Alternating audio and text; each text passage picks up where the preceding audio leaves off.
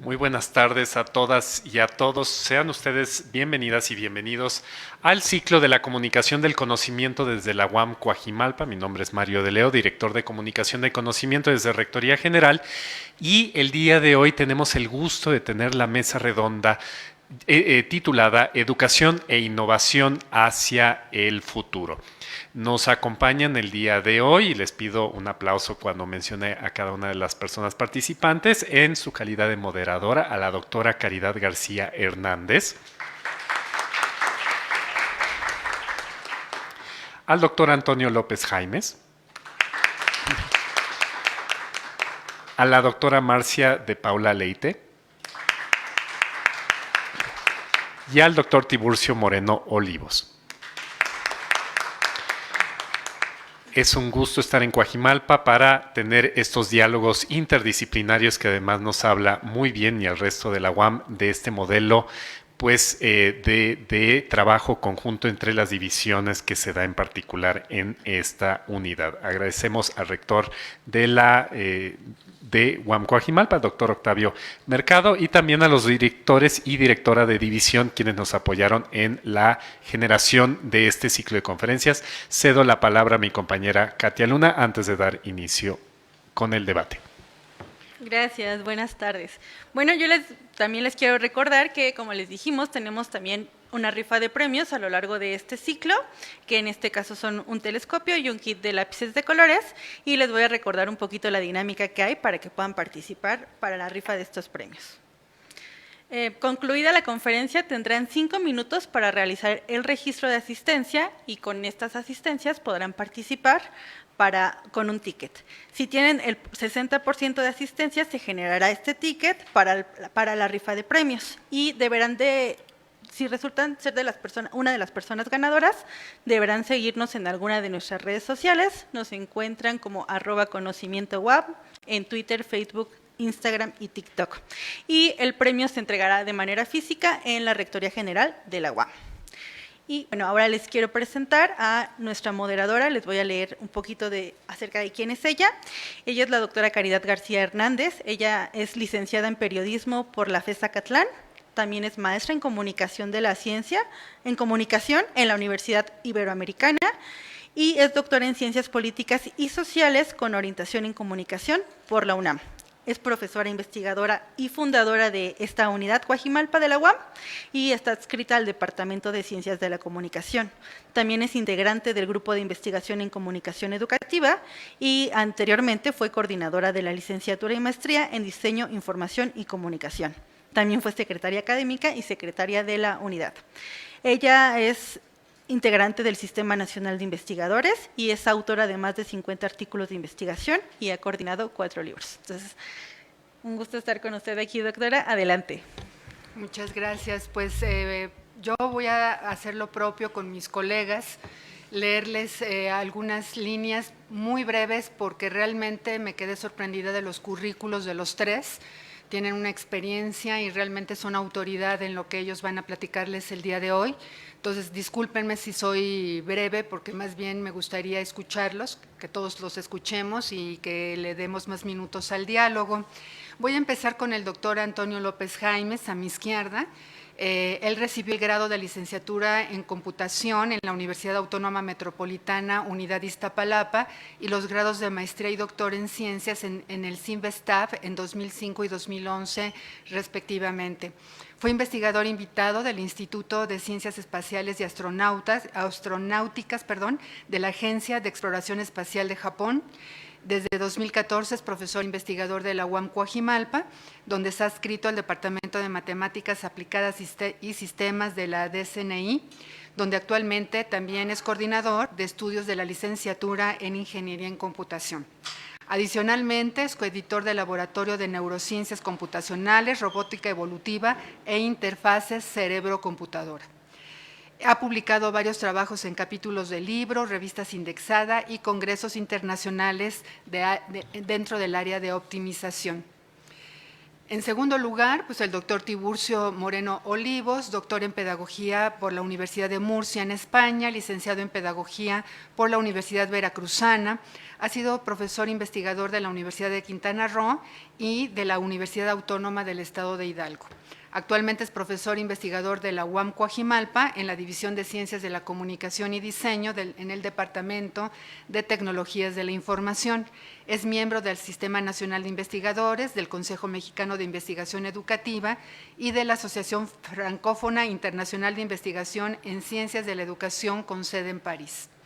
Es autor de 3 libros: La retroalimentación, un proceso clave para la enseñanza y la evaluación formativa; Evaluación del aprendizaje y para el aprendizaje, reinventar la evaluación en el aula; y la evaluación de los alumnos en la universidad, un estudio etnográfico. Ha coordinado 5 libros, ha publicado 35 capítulos de libro y más de 60 artículos académicos en revistas indexadas y arbitradas. Por último, y para cerrar con broche de oro, ¿verdad?, la semblanza de la doctora Marcia Leite, que es profesora de la cátedra Friedrich Engels en la División de Ciencias Sociales y Humanidades de la UAM Coajimalpa. Tiene licenciatura en Ciencias Sociales de la Universidad de Sao Paulo, Brasil, maestría en Ciencia Política en la Universidad Estadual de Campinas y doctorado en Sociología de la Universidad de Sao Paulo. Hizo el postdoctorado en el Instituto de Estudios de Desarrollo de Estudios en 1995 y en el Instituto de América Latina e Iberoamérica y del Instituto de Iberoamérica en 1998.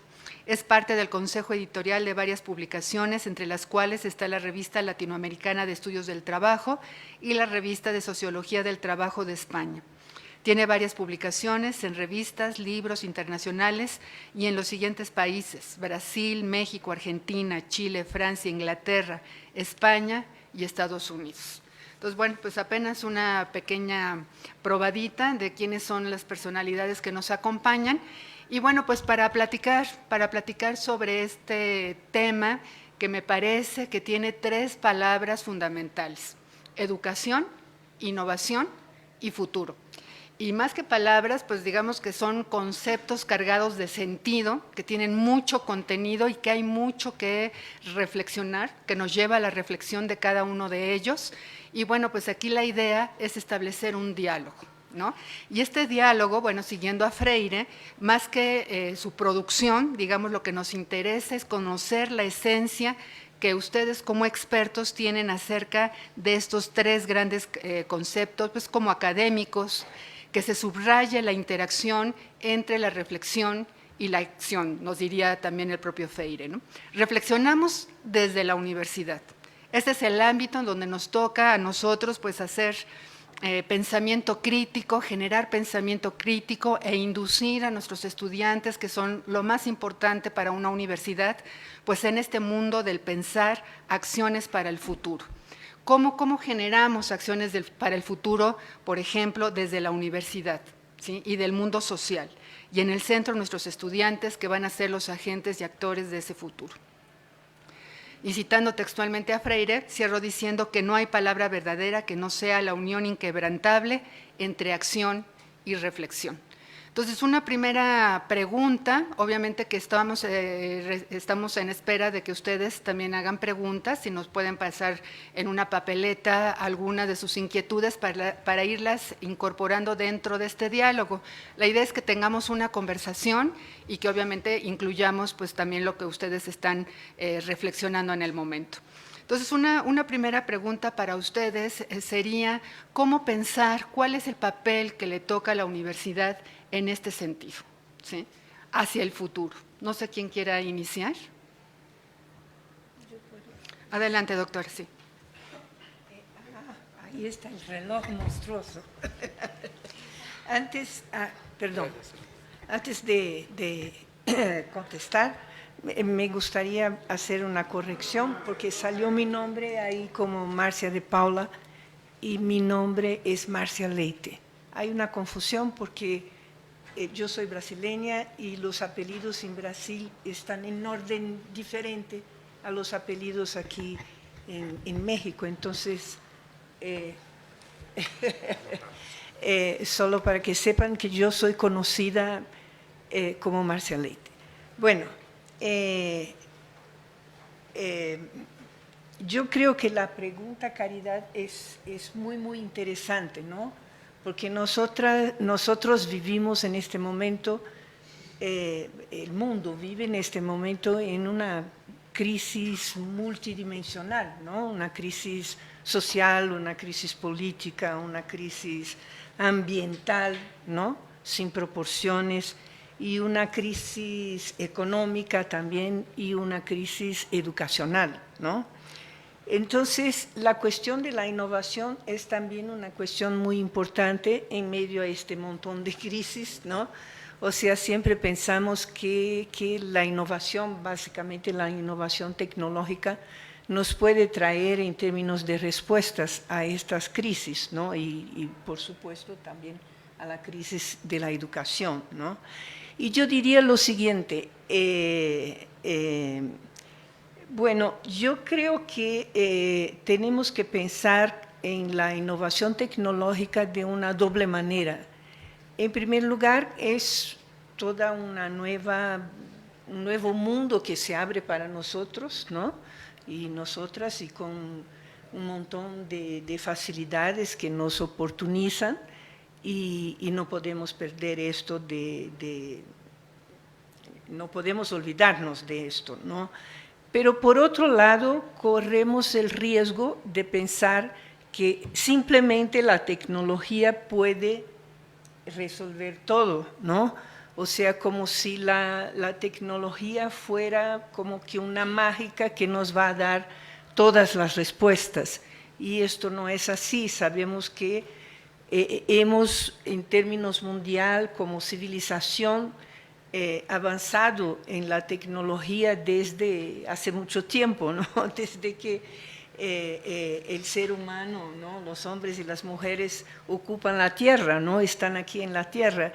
Y no siempre las tecnologías fueron utilizadas en el sentido de traernos mejorías, ¿no? Las guerras mundiales, incluso ahora en este momento, ¿no?, hay guerras en el mundo, ¿no? Y sabemos que las tecnologías son utilizadas para matar, para hacer con que la gente sufra, o sea, para crear problemas para montones y montones de gentes, ¿no? Entonces, yo creo que sí, la tecnología puede ser muy útil, abrir nuevos caminos, ¿no?, para la educación, pero yo creo que la educación no depende solamente de la tecnología, ¿no? La educación depende de la distribución de renta en un momento en que la concentración de renta es enorme a nivel mundial y a nivel de nuestros países, de condiciones dignas de vida para toda la población, porque sin esto la gente tiene dificultad de aprender, ¿no?, por supuesto, de una gran inversión estatal en la cultura para que los jóvenes tengan acceso a programas culturales de calidad sin tener que pagar por ellos, y inversión también que permitan que los jóvenes y los niños no tengan que trabajar cuando están en edad de simplemente de aprender, ¿no? De estar en la escuela, y en escuelas que sean integrales, ¿no? O sea, escuela de tiempo completo, con por lo menos 6 horas diarias de clase. Gracias, doctora. No sé, Tiburcio, adelante. Gracias, buenas tardes. Como todos sabemos, la universidad es una institución educativa. La universidad es una institución educativa y por ende, pues, debe plantearse o preguntarse qué significa educar en la universidad en los tiempos actuales. Considero que educar significa preparar a los jóvenes para un mundo complejo, cambiante e incierto. Y para ello necesitan desarrollar competencias profesionales. En el caso de la UAM no se suele utilizar el término competencias profesionales porque es un concepto que tiene, como todos los conceptos, una fuerte carga ideológica y en distintos contextos ha sido asociado con un enfoque neoliberal de la educación y se prefiere utilizar el concepto o el término de capacidades. Es decir que en este caso la universidad tendría como una de sus funciones principales, pues a través de la formación universitaria desarrollar esas competencias profesionales. Capacidades, otros autores prefieren utilizar el término habilidades, alfabetismo, etcétera. Es importante esto porque justamente el mundo, decía, está cambiando de forma muy acelerada, muy vertiginosa, y entonces se requiere una formación universitaria acorde o que responda a las nuevas exigencias del siglo XXI. ¿Qué significa desarrollar estas capacidades o habilidades en los alumnos? Por ejemplo, desde la UNESCO se habla de 4 principios fundamentales de la educación, que es aprender a aprender, aprender a hacer y aprender a convivir. Esto no son solo, digamos, un eslogan o frases. Cada uno de estos principios tiene un fuerte componente, un significado profundo. Estamos haciendo referencia a una educación integral que se centre no solo en el desarrollo de habilidades cognitivas, sino también de habilidades sociales, que son muy importantes. Soft skill, le llaman algunos autores, a este concepto, habilidades suaves, habilidades sociales, como por ejemplo la empatía, ¿sí? El desarrollo de la inteligencia emocional, el aprender a trabajar en equipo. Son capacidades que realmente todas las profesiones, todos los individuos requerimos en la sociedad, ¿no?, del siglo XXI. Entonces, para mí, digamos, educar en la universidad en este momento significa justamente prestar atención a estos principios. Reitero, una educación integral, ¿sí?, que desarrolle un conjunto de habilidades, de capacidades, de conocimientos, pero también de actitudes y valores, que le permitan a los jóvenes justamente resolver situaciones, problemas, tanto en su vida personal social como en su vida profesional laboral. A ustedes y a las generaciones que siguen les ha tocado vivir en un mundo complejo e incierto, un mundo global e interconectado, y por lo tanto pues se requiere una formación universitaria que responda a esos nuevos desafíos. Gracias. Muchas gracias. Adelante, Antonio. Sí, gracias. Y buenas tardes a todos y todas. Desde mi punto de vista, que es más de desde la ingeniería,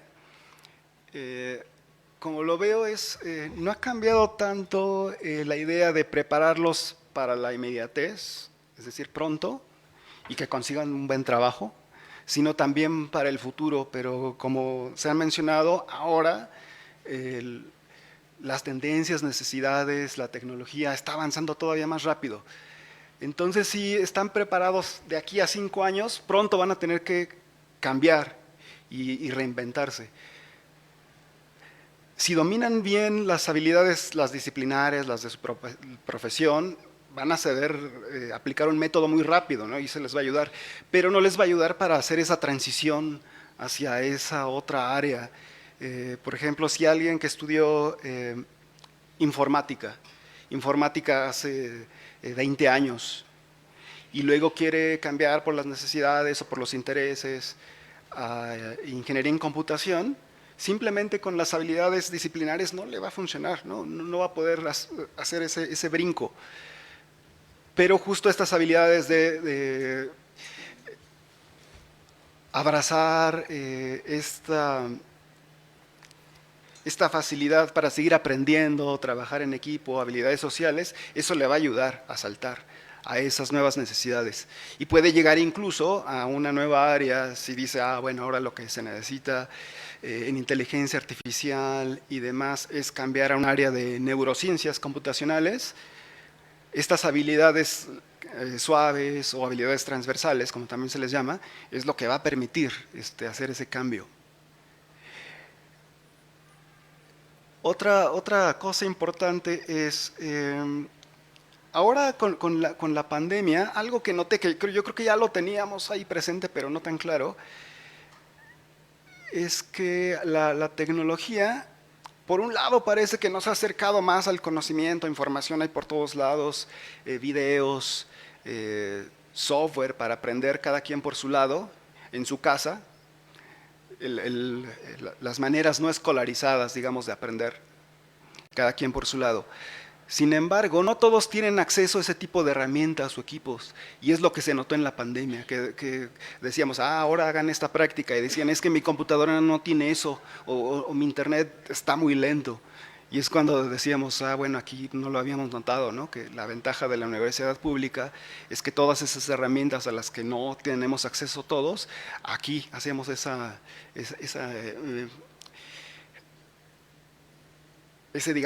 nivelamos todas las posibilidades para que todos puedan utilizar esas herramientas avanzadas sin importar el nivel socioeconómico, ¿no?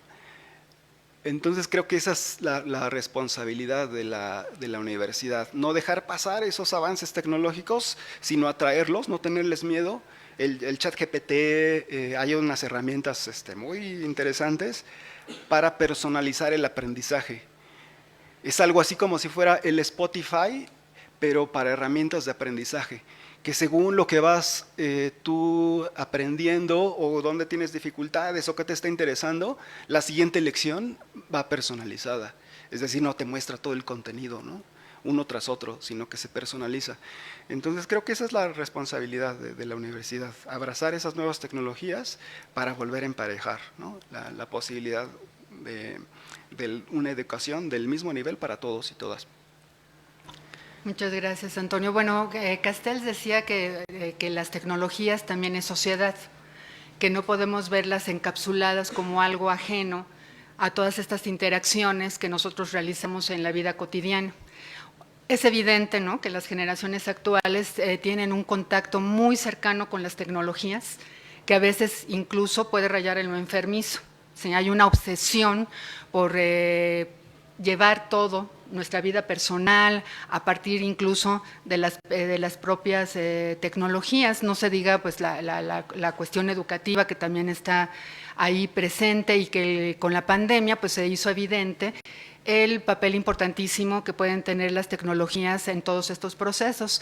Sin embargo, también la UNESCO hace toda una reflexión, ¿no?, acerca, creo que de alguna manera Tiburcio lo retoma, sobre ciertas habilidades que tendríamos o conocimientos que tendríamos que fomentar, ese pensamiento crítico sobre ciertos aspectos que no necesariamente es la formación para ser profesionales. Si una cosa es, digamos, incluso la UNESCO, perdón que me extienda, la UNESCO ha hecho encuestas, ¿no?, a nivel mundial, donde los estudiantes lo que quieren o lo que necesitan, más que una formación muy especializada en su profesión, son otro tipo de conocimientos. ¿Ustedes qué opinan al respecto desde sus diferentes ámbitos? Porque además, pues muy especializados en diferentes áreas, ¿no? En educación, en el campo laboral, en las tecnologías. Bueno, a ver, no sé, doctora, si usted quiere iniciar. Sí.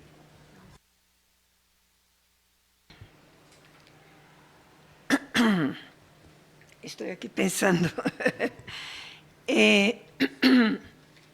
Mira, yo creo que que vivimos un momento, perdón, que vivimos un momento de grandes desafíos, ¿no? Yo empecé mi habla anterior diciendo que vivimos en una crisis multidimensional, ¿no?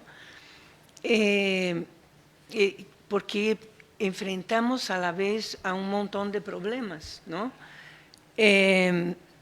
Incluso el problema de la tecnología utilizada para fines que no son educacionales o que no son fines para el bien, ¿no? De la humanidad. Muchas veces la tecnología es utilizada para fines malos, ¿no? Entonces, yo creo que esto que tú hablas, Caridad, de estas otras habilidades que podrían ser, que también habló, perdón, Antonio, se me fue el nombre, que habló Antonio, ¿no? Que son habilidades que no siempre están muy, que son exactamente de una determinada carrera, ¿no? Que son habilidades que uno tiene que tener como ciudadano o ciudadana, ¿no? Entonces, alguien, creo que fuiste tú, Tiburcio, que hablaste de la empatía, ¿no? Sí, de las habilidades sociales, ¿no?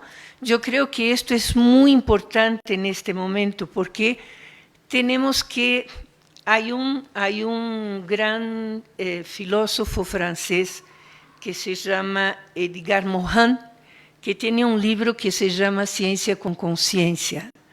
Yo recomiendo a todos ustedes. O sea, hacer ciencia, ¿no? En cualquier área del conocimiento que sea, ¿no? En cualquier carrera que sea, es una cosa que no se puede hacer sin tener conciencia de que el desarrollo científico puede también ser utilizado para el malo, ¿no? Entonces, estas habilidades sociales que forman ciudadanos y ciudadanas, ¿no? Ciudadanos y ciudadanas que sean conscientes de su papel en el mundo, ¿no? O sea, que toda su formación, especialmente la formación obtenida en universidades públicas, como es la nuestra, ¿no? Tiene que ser utilizada no solamente para un enriquecimiento personal, pero sí también para toda la sociedad, ¿no? Porque toda la sociedad contribuyó y está contribuyendo para la formación de ustedes. Entonces, ustedes tienen también como yo diría, una obligación de reconocer, ¿no? La inversión que fue hecha por la sociedad mexicana en la formación de ustedes y ejercer la profesión y utilizar todo lo que saben de manera consciente, ¿no? Es esto. Gracias. Esta pregunta es muy interesante y nos invita a reflexionar. Yo planteaba en mi intervención anterior justamente cuál considero que debe ser el papel de la universidad y de la educación superior en el momento actual. Desde luego la innovación es una exigencia en todos los ámbitos laborales en el siglo XXI. ¿Sí? Los individuos que sean creativos, imaginativos e innovadores, pues tendrán mayores posibilidades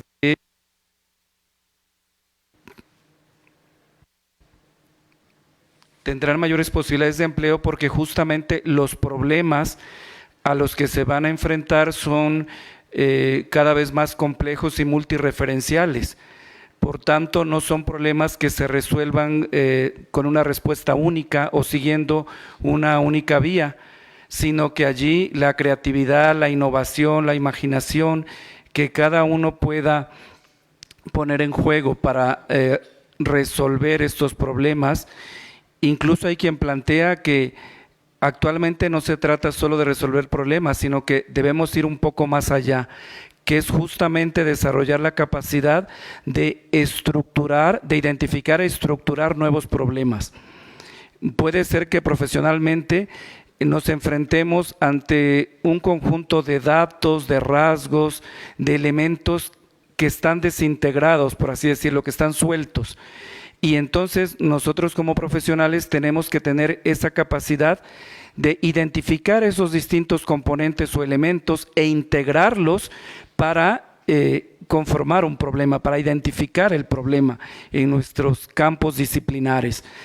Es decir, que ya no se trata solo de resolver problemas, sino de esta habilidad para identificar los distintos componentes que conforman a un problema y poder reconocerlo y conformarlo como tal.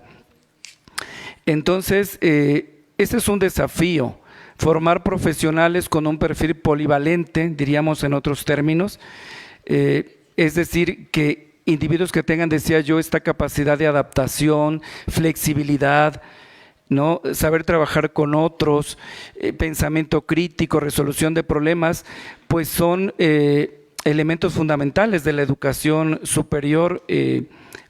Pienso que lo han sido siempre y hoy más que nunca lo siguen siendo. Como la doctora Marcia comentaba en su intervención anterior, la universidad pública tiene también, por supuesto, una gran responsabilidad en esta formación universitaria. Formamos un hombre económico, individualista, egoísta, ¿no?, materialista, o formamos individuos con una perspectiva humanista, ¿no?, preocupados por el cuidado del medio ambiente, que asuman un compromiso y una responsabilidad social. Desde luego la universidad pública tiene una responsabilidad social, ¿no? Porque pues el presupuesto que nos sostiene es público, por lo tanto hay que devolver a la sociedad, retribuir, y la mejor forma de hacerlo es pues a través de la formación de los futuros profesionales con esta perspectiva de pues ciudadana, ¿no?, humanista, preocupados e interesados por contribuir a la resolución de los grandes problemas que tenemos como humanidad y como país, porque pues para nadie es un secreto que como país tenemos múltiples problemas que están esperando ser resueltos y pues nosotros podemos contribuir a ello.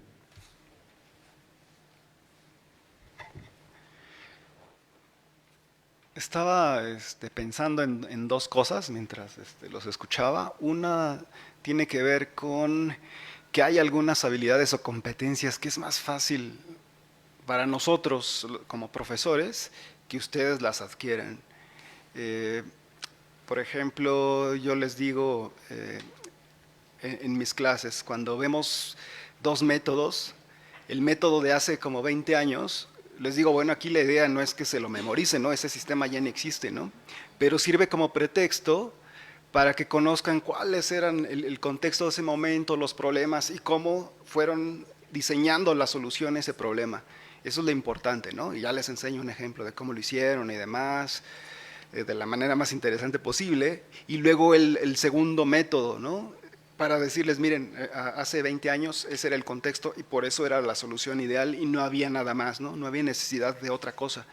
Cuando cambió el contexto, surgió otro nuevo método y estas fueron las razones por las que surgió ese nuevo método. Y la idea es que ustedes aprendan cómo fue que otras personas analizaron el problema y se les ocurrió el nuevo método, porque les digo ahora, en 10 años, tenemos el método A, el B, y ustedes son los que van a hacer el C. y tienen que repetir todo ese proceso de análisis para crear el método C, ¿no? Porque ahorita no existe el método C y ustedes lo van a hacer.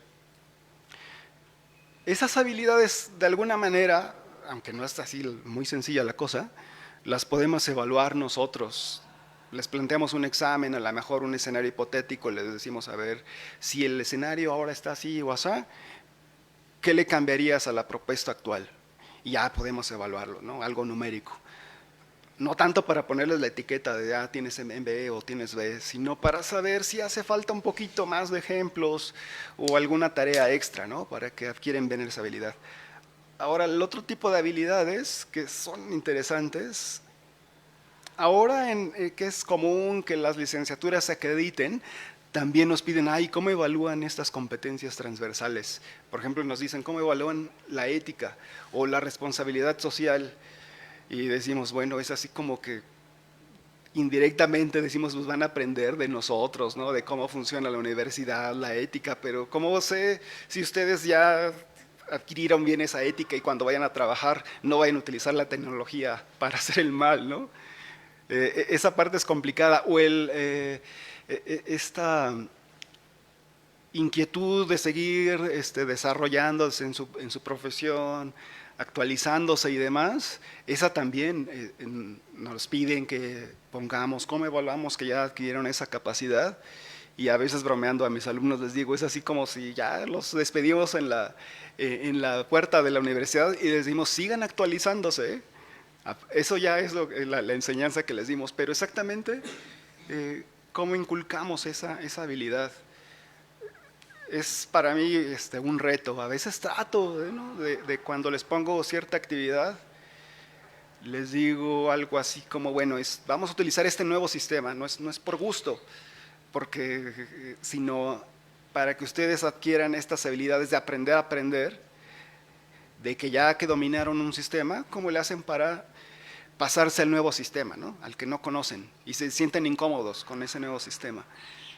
De alguna manera ellos encontrarán, ¿no? La manera de hacer esa transición con éxito, sin que yo propiamente les diga, ¿no? Pero creo que hay trabajo para hacer en esa dirección, de no nada más implícitamente suponer que están adquiriendo esas habilidades, ¿no? Muchas gracias, muchas gracias. Bueno, pues digamos que manera de conclusión, después de escucharlos y teniendo a este público enfrente, pues una de las primeras cosas que me viene a la cabeza es la complejidad de lo que representa ser universitario. Sobre todo entre nuestros alumnos de licenciatura, de pronto no dimensionan lo que significa estar en la universidad. Pareciera que ir a la universidad es solamente para adquirir conocimientos para ser un profesional.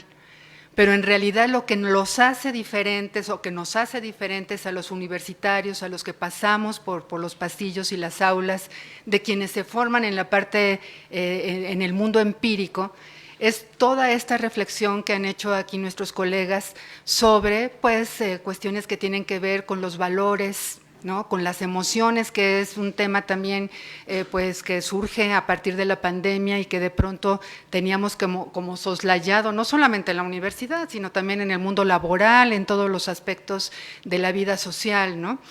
Y bueno, pues esta cuestión que yo sí quisiera subrayar sobre la flexibilidad que como universitarios, la apertura que como universitarios de pensamiento tendríamos que tener frente a un mundo tan convulsionado, ¿no?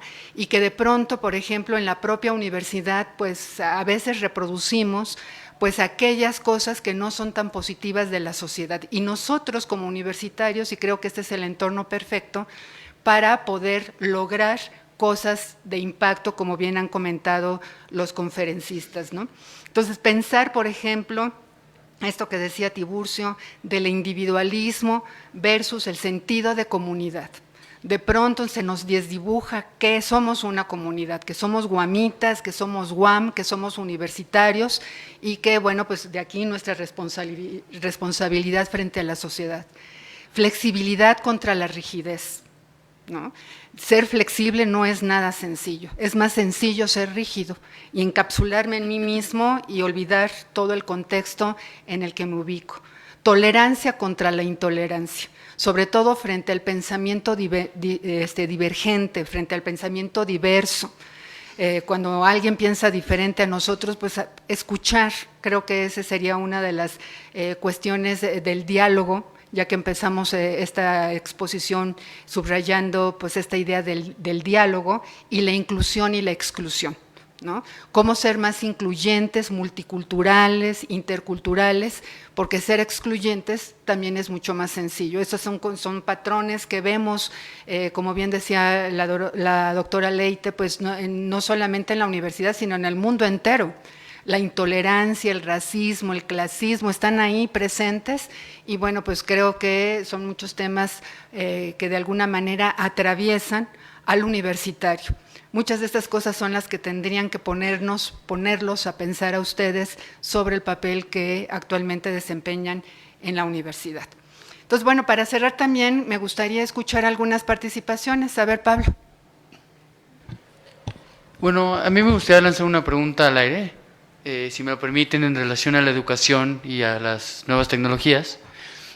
Mi pregunta iría enfocada un poco a lo que dijo el doctor Jaimes, en el sentido de que ¿cómo podríamos abrazar una tecnología como el chat, en donde, bueno, desde mi punto de vista es una tecnología limitada todavía, porque cuando le preguntas algo te lo dice, pero muchas veces pues no tenemos el fundamento de dónde viene, muchas veces no tiene la respuesta, y sobre todo, cómo evitar que el uso de estas tecnologías, al abrazarlas, digamos, al volverlas partes de la educación, cómo evitar que provoquen que los estudiantes ya no desarrollen ciertas habilidades, ¿no? Como el leer un texto y obtener las ideas principales, el pensar, el reflexionar.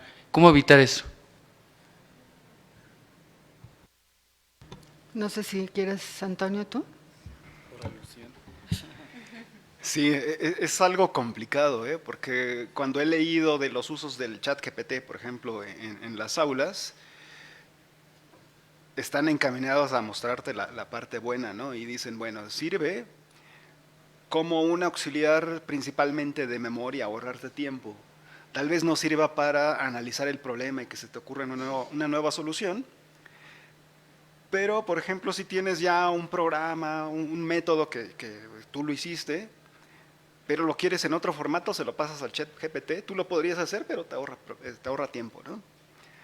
O me gustaba mucho una idea que quisiera aplicarla, que decía, en los laboratorios lo que se nos complica en ingeniería es, cuando los grupos son muy, muy grandes, es difícil atender a todos y varias de las dudas son cosas muy pequeñitas, algo así como, este comando me está dando este error, y a veces la respuesta, te faltó el punto y coma, ¿no? Pero no da tanto tiempo. Y justo el riesgo que decían, ya después de que platicaban las cosas buenas, es que ahí, si utilizan tanto el ChatGPT, tal vez indirectamente están perdiendo esta habilidad de encontrar su propio camino de aprendizaje donde se equivoquen, ¿no? Donde se equivoquen y vean por qué está mal y no está bien irse por ese camino, y experimenten, ¿no? Uno tras otro. Y con el ChatGPT, como es inmediato, es así como, lo probé una vez y esa ya fue la mía, ¿no? Y ya se pierden esa oportunidad de ensayo y error, que es lo mejor para nosotros. No sé si alguien más quiera agregar algo, ¿no? ¿Alguna otra intervención? A ver, adelante. Sara. Hola, bueno, la pregunta está abierta a cualquiera, pero precisamente lo que mencionaba el doctor Tiburcio y el doctor Jaimes, como pensando en la transición de la educación hacia el futuro y la necesidad de preparar a los estudiantes en competencias más allá de las profesionales, ¿cómo ven el rol del profesor dentro de este marco, tomando también en cuenta el desarrollo de las tecnologías y como el contexto climático?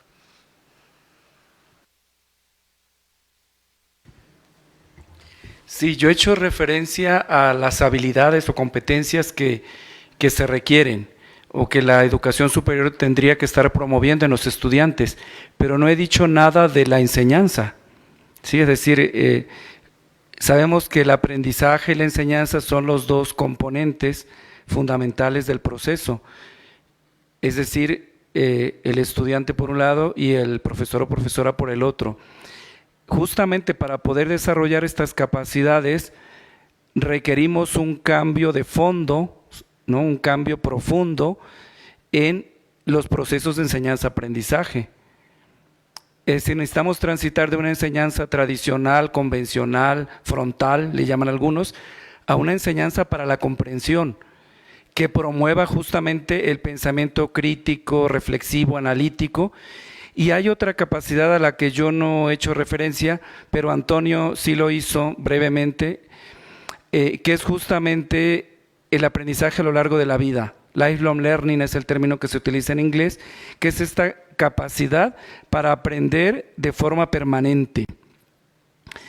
Por supuesto, se requiere una enseñanza y un profesor o profesora que tenga una capacidad, una formación, unos elementos que le permitan promover estas capacidades. No van a surgir de forma espontánea en los estudiantes, no se van a dar de forma natural. Intencionalmente hay que buscar estrategias, metodologías para desarrollarlas. Y bueno, los profesores sabemos, conocemos varias de esas metodologías. Una pregunta más. A ver, allá atrás, Juan Manuel. Sí,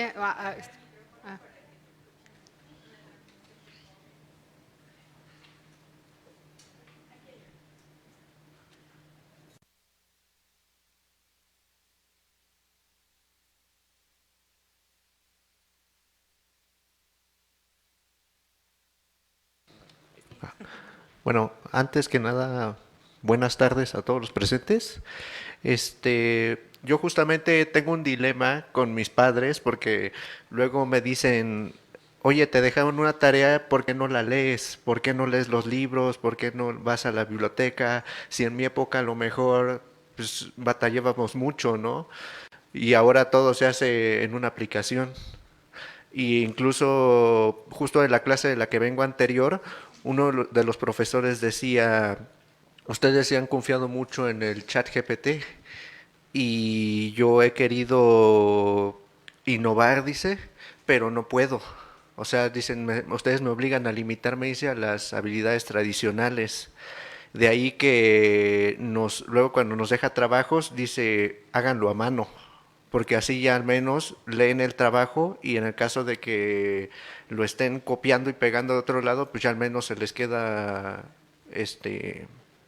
como grabado, ¿no? Aunque sea de leerlo. Digo, quería complementar esa idea, pero igual tengo una pregunta para los investigadores. En relación a por qué creen ustedes que México no ha progresado de la mejor manera en cuanto a estas tecnologías emergentes y cómo se diferencia de otros países en donde ya a lo mejor ya son leyes, se podría decir, ya son países ya expertos en ese tipo de tecnología.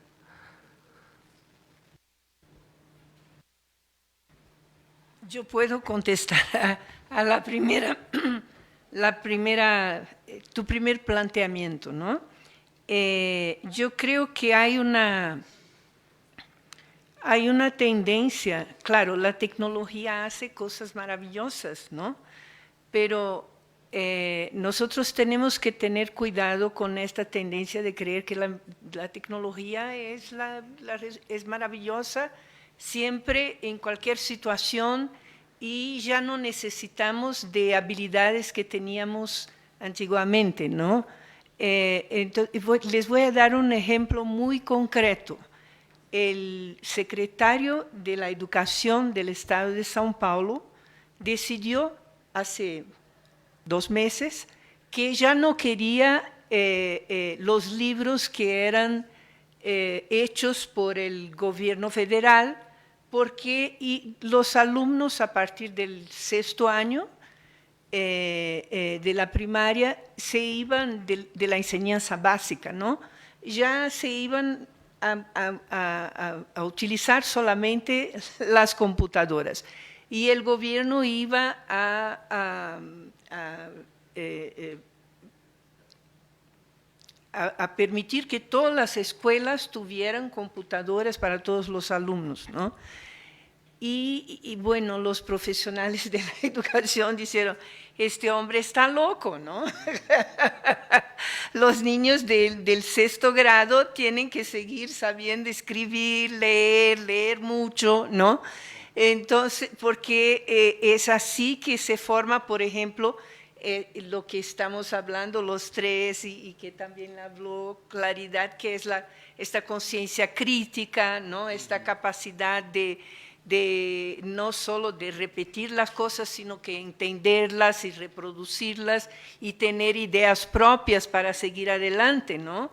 Entonces, yo creo que no se puede pensar en sustituir todo por la tecnología, ¿no?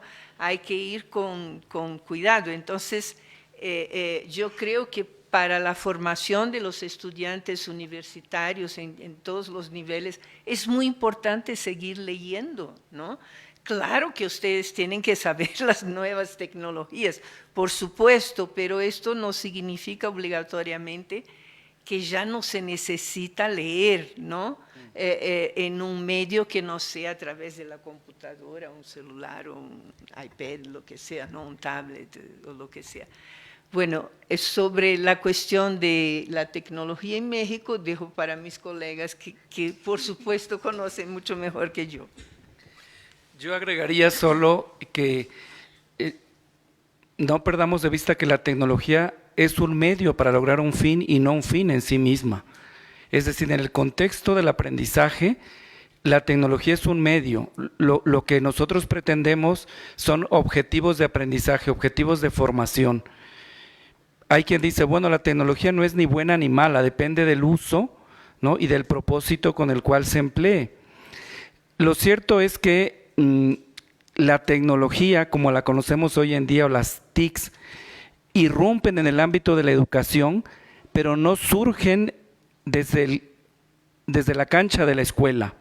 Es decir, no somos los profesores, las profesoras ni los estudiantes los que demandamos la tecnología. Hay un libro muy interesante de un teórico de la educación estadounidense que se llama Michael Appel. El título del libro es Maestros y Textos.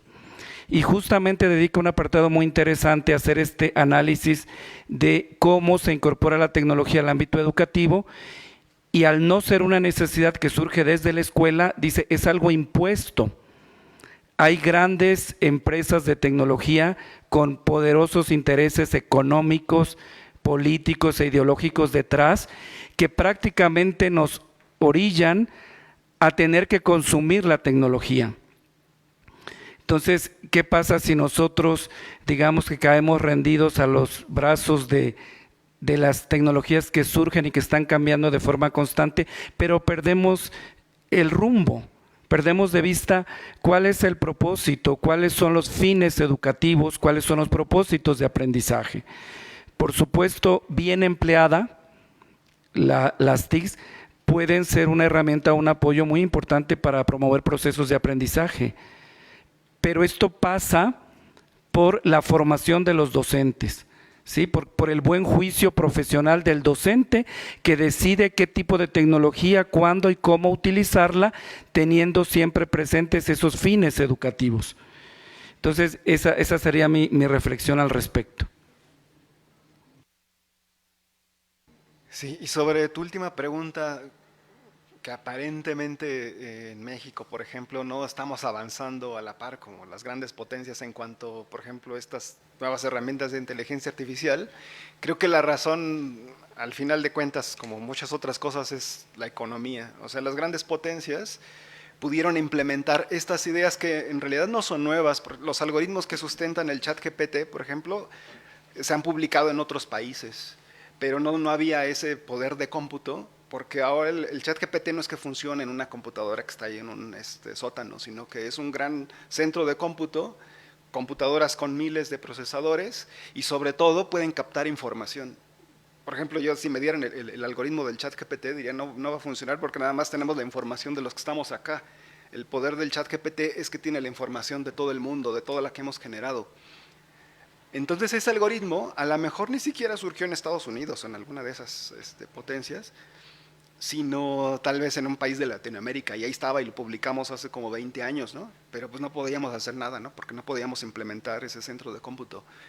Y lo mismo pasa, ahorita recordé de cuando trabajé ahí en la Agencia Espacial de Japón, había varios colegas que eran de Latinoamérica, y ahora vemos que esas soluciones que nosotros dejábamos y publicábamos de manera gratuita, ¿no? Y ahí las dejábamos. Ahora, ¿quién puede lanzar estos cohetes que salen en los videos y nos emocionamos todos? Pues es Elon Musk, pero es por el dinero, ¿no? No es que a él se le haya ocurrido por primera vez la idea, ¿no? Sino que él, pues ya con tanto dinero que tiene hasta para tirar, pues puede fabricar esos diseños que alguien más dejó. Recuerdo que ahí donde estaban diseñando este algoritmo y bueno, todos los mecanismos para estas naves reutilizables, estos cohetes que no salían a la atmósfera y ya se quedaron ahí perdidos, sino que regresaban y luego hacían esta maniobra para aterrizar otra vez y poder ser reutilizados. Había varios compañeros trabajando en ese tipo de mecanismos, pero era como teórico, ¿no? Así, bueno, ya lo dejamos, va a funcionar, pero pues ¿quién va a armar un cohete que haga eso, no? Y Elon Musk hace como 5 años, ¿no? Lo consiguió con estos cohetes reutilizables que se ven así sorprendentes, ¿no? Pero es justo por el dinero, ¿no? O sea, no es que no pudiéramos nosotros, nada más no tenemos el dinero, ¿no?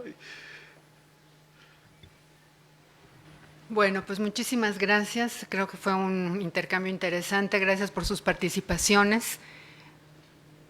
¿Ya nos despedimos así tal cual? Sí. Vamos a dar unos mensajes parroquiales. Sí, bueno, les invitamos también a que sigan el otro ciclo que tenemos, que ese se lleva las transmisiones por Facebook. Ese es el próximo 29 de agosto. El ciclo es Caminante no hay camino, con la mesa No me quiero ir, desplazamientos forzados.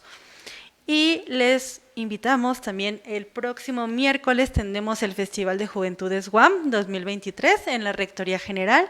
Y bueno, como pueden ver, tendremos varias actividades. Hay un rally, el Rally Pantera, un grupo en vivo. Vamos a tener diálogo con sociedades estudiantiles, actividades lúdicas y también va a haber tacos de canasta. Les esperamos por allá. Y va a haber un transporte que salga de aquí de la unidad, entonces estén pendientes en nuestras redes para que puedan hacer su registro si quieren ir. Y el próximo jueves, aquí en este mismo horario de las 2 de la tarde, tenemos la tercera mesa de este ciclo que se titula El diseño y las comunidades del futuro las comunidades del futuro. De la utopía a la realidad. Les esperamos aquí en la sala de consejo académico y les recordamos que ahorita ya pueden hacer su registro leyendo el código QR que tienen ahí para que puedan participar en la rifa de los premios. Muchas gracias. Buena tarde.